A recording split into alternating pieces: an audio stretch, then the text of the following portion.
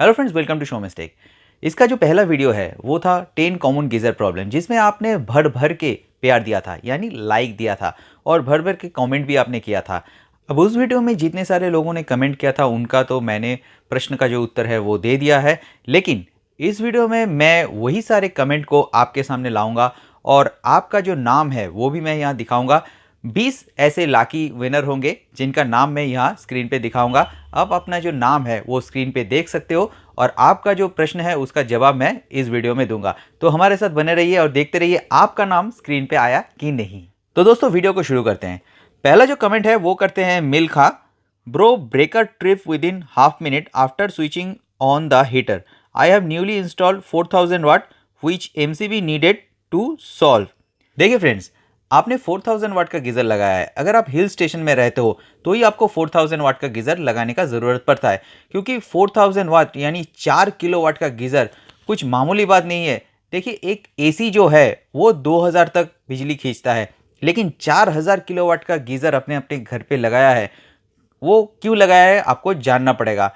पहली बात तो यह है, ये आपका करंट बहुत खाएगा, तो इसके लिए आपको हाई वोल्टेज का एमसीबी लगाना पड़ेगा, नहीं तो एमसीबी गिर जाएगा। और सिर्फ एमसीबी लगाने से भी नहीं होगा, आपको इलेक्ट्रिशियन से चेक करना पड़ेगा और क्या क्या इलेक्ट्रॉनिक इंस्ट्रूमेंट आपके घर में चल रहा है, जिसका पूरा जो कैलकुलेशन वो करके आपको एमसीबी का जो वाटेज है वो बताएगा। दोस्तों, दूसरा कमेंट करते हैं Arun Kumar ji. Sir, my electric geyser coil is falling very frequently. Every 2 to 3 months thermostat is working fine. Please let me know what is the reason. देखिए अरुण कुमार जी, आपका जो गीज़र का कॉयल आप लगा रहे हो वो कॉयल मैच नहीं कर रहा है गीज़र के साथ, या वो लो क्वालिटी का जो बाहर का कॉयल होता है वही वाला है, यानी जो एलिमेंट है। तो आपको क्या करना पड़ेगा, आपको ऐसा एलिमेंट वाला गीज़र नया खरीदना पड़ेगा जिसमें कि आपका 3 या 4 साल का वारंटी है, और ऐसा गीज़र में आप सालों साल इसको चला सकते हैं। लेकिन अगर आप उसी गीज़र को रिपेयर करके चलाना चाहो तो या तो आपको एकदम कंपनी से एलिमेंट को खरीदना पड़ेगा, और आपको ये भी देखना पड़ेगा कि कंपनी वाला बंदा आपको सही एलिमेंट दे रहा है कि नहीं। अगर ये डुप्लीकेट एलिमेंट होगा तो वो आपके गीज़र के साथ मैच नहीं करेगा और वो बार बार जल जाएगा। दिवाकर दास लिखते हैं, सर मेरा पास Crompton Solarium cube geyser 15 litre का है, इसका वाटर हीटिंग टाइम क्या होगा?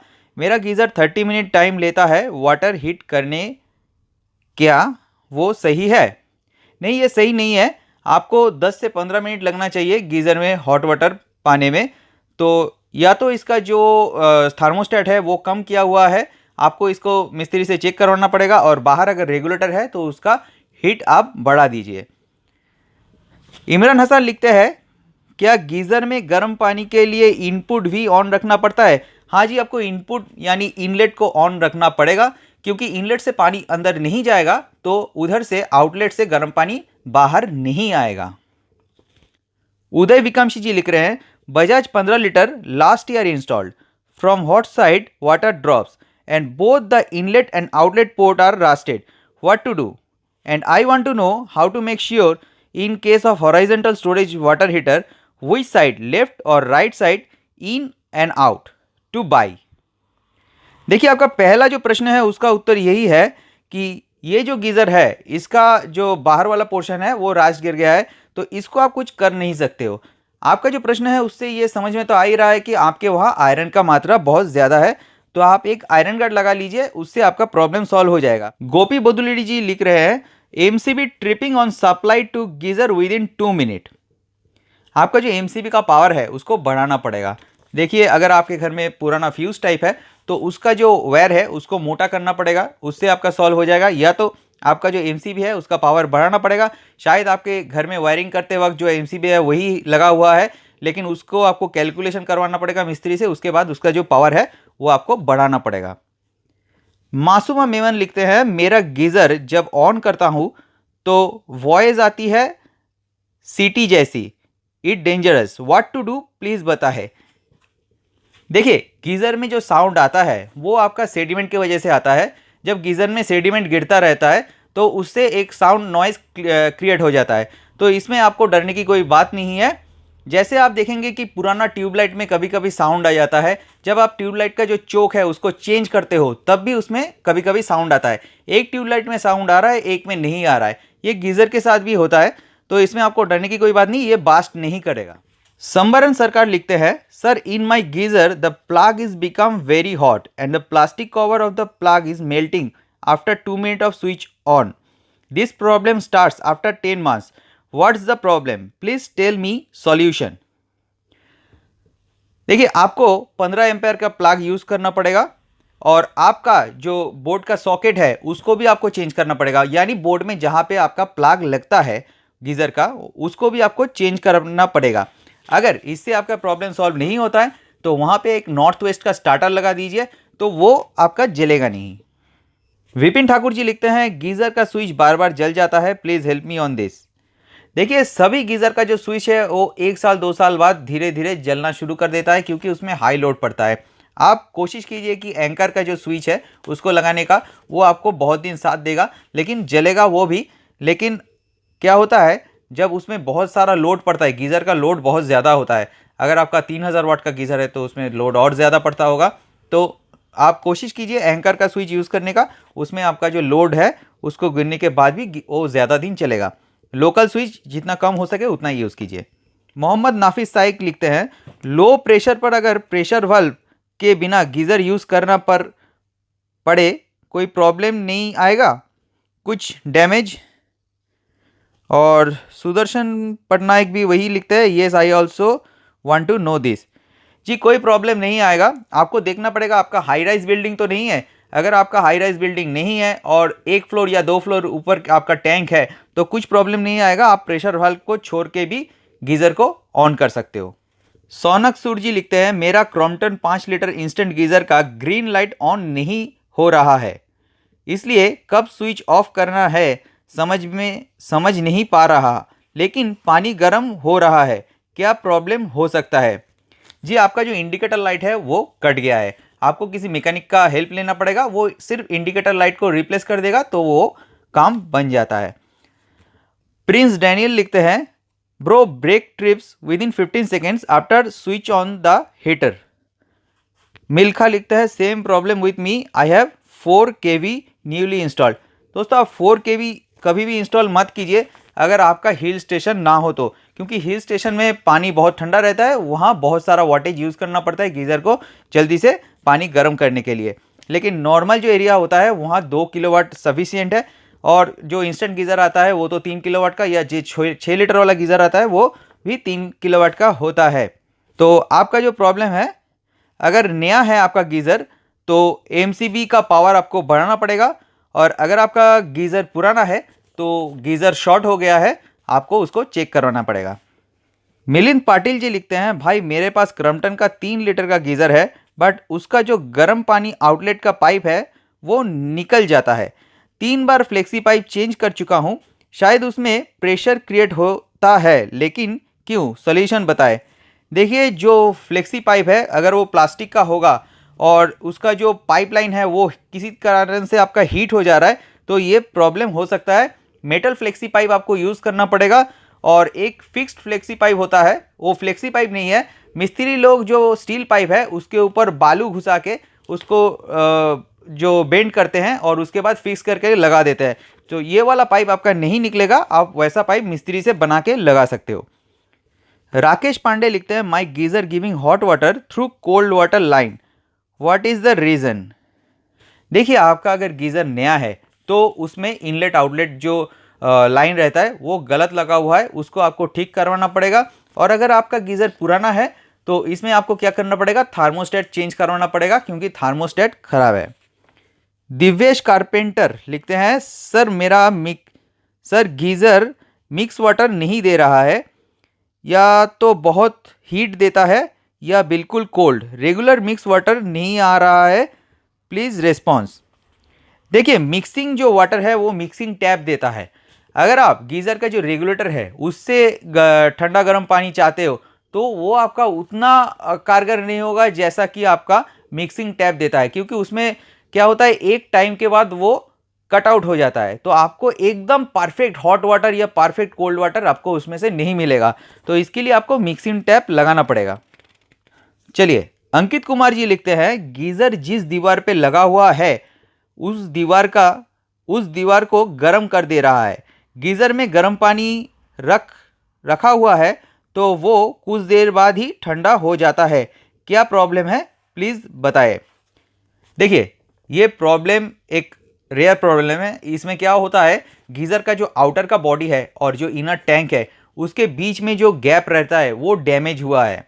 तो इसके वजह से आपका गीज़र में जो पानी है वो ज़्यादा देर गर्म नहीं रह रहा है, और जो गर्म है गीज़र के अंदर का, वो बाहर के वॉल में वो ट्रांसफ़र कर दे रहा है। इसके लिए आपको गीज़र को चेंज करना पड़ेगा, ये आप ठीक नहीं कर सकते हो।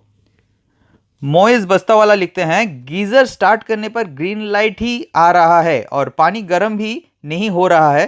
पहले रेड लाइट आती थी और पानी गर्म होने के बाद ग्रीन लाइट होती थी। आपका थार्मोस्टेट ख़राब है गीज़र का, थार्मोस्टेट चेंज करवा लीजिए, वो ठीक हो जाएगा। थार्मोस्टेट की वजह से आपका लाइट चेंज नहीं हो रहा है, क्योंकि गीज़र समझ नहीं पा रहा है कि उसको क्या करना है। हमजा खान लिखते हैं, एओ स्मिथ बस में आवाज़ आता है, न्यू गीज़र में क्या प्रॉब्लम है। सारा खुशी लिखते हैं, same with me, did your problem solve. देखिए, ये प्रॉब्लम जो है ये कॉमन प्रॉब्लम है।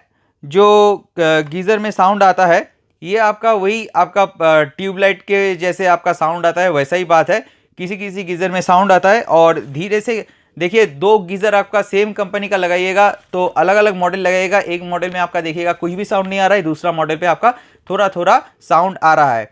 ये इसका मैकेनिकल जो इंस्ट्रूमेंट है उसके वजह से होता है। तो इसमें आपको डरने की कोई बात नहीं। साउंड कभी कभी बढ़ भी जाता है, लेकिन इससे आपका गीज़र का कोई प्रॉब्लम नहीं आएगा। तो कुणाल सिंह जी लिखते हैं, सर मेरा क्रॉम्पटन आर्नो 15 लीटर गीज़र है, water tank just above placed है गीज़र बाथरूम के ऊपर, जिसकी वजह से आउटलेट में almost no water is coming out, help please suggest some solution. देखिए, आपने ये नहीं लिखा कि आपका टैंक कितना ऊपर है, आपका जो बाथरूम है उससे कितना ऊपर है।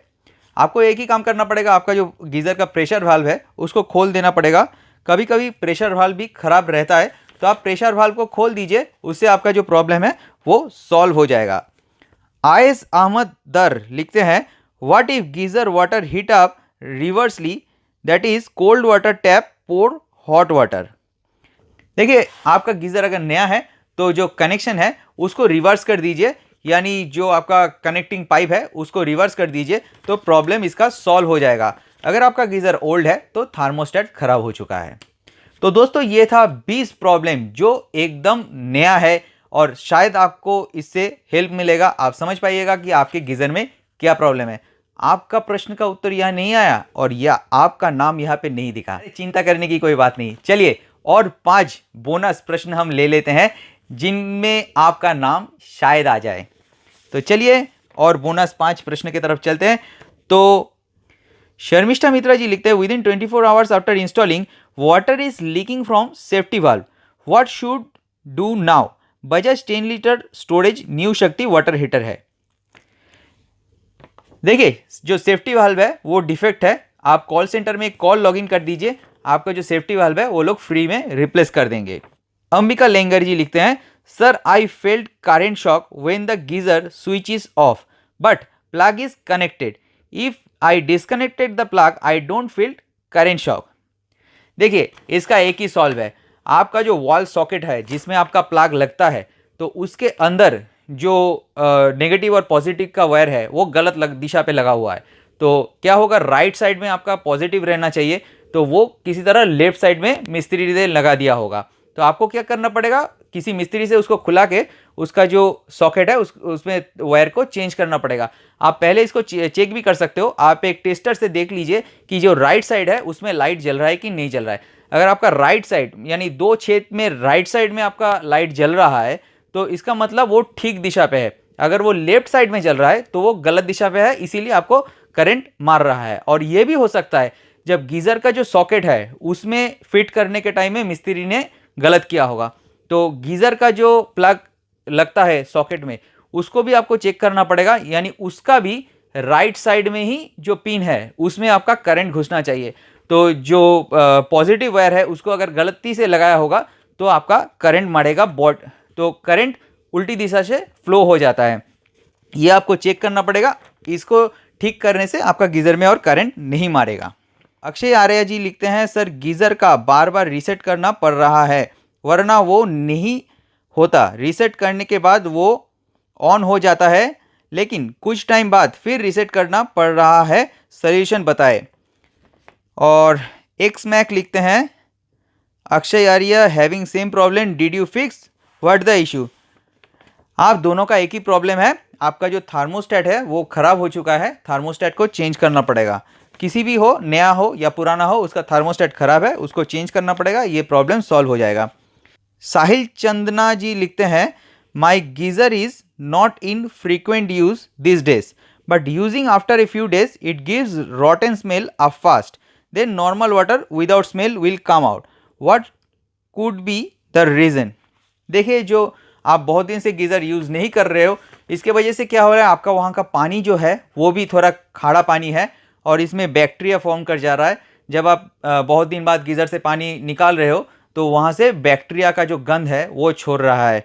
ये आप कुछ कर नहीं सकते हो, या तो आपको गीज़र रेगुलरली यूज़ करना पड़ेगा और उसके भीतर भी कुछ बैक्टीरिया फॉर्म करके रह चुका होगा, यानी और आपका जो गीज़र का टैंक है उसके अंदर भी काई जम गया होगा, तो वो जो काई है उसमें बैक्टीरिया फॉर्म कर रही है, तो जब भी पानी उसमें बहुत देर स्टे करता है तो वो पानी में बैक्टीरिया रह जाता है और जब आप हीट अप करते हो तो वो बैक्टीरिया मर जाता है और उसका जो गंध है वो आपको मिलता है। तो इसको आप कुछ कर नहीं सकते हो। देखिए, इसको सॉल्व करने के लिए आप एक ही काम कर सकते हो, जब आप नया गीज़र लगाओगे वहाँ इसके बाद, तो उस जगह पे आपको एक प्री फिल्टर लगाना पड़ेगा। प्री फिल्टर से जब पानी जाएगा तो उसमें बैक्टीरिया फिल्टर होके जाएगा, इसके वजह से आपके गीज़र से और गंद नहीं आएगा। या तो कुछ कुछ गीज़र आता है जिसमें आपका मैग्नीशियम रॉड लगा रहता है, तो वैसा मैग्नीशियम रॉड लगा हुआ गीज़र आप लगा सकते हो, उससे आपका प्रॉब्लम थोड़ा सॉल्व हो जाएगा। देखिए, अभी तो मुझे पता नहीं कौन सा वाला गीज़र में मैग्नीशियम रॉड है, लेकिन पहले आपका मॉर्फी रिचर्स वाला जो गीज़र है उसमें मैग्नीशियम रॉड लगा रहता था। मनीष जी लिखते हैं, hey the most common problem with geyser is water comes out of tap at normal speed, within its cold ones water becomes really hot like 70 degrees centigrade, water pressure decreased drastically, do you have any solution, my kids also facing same problem। देखिए, ये एक common problem है, जब बहुत ठंडा पड़ता है सभी लोगों को लगता है कि गीज़र धीरे धीरे पानी दे रहा है।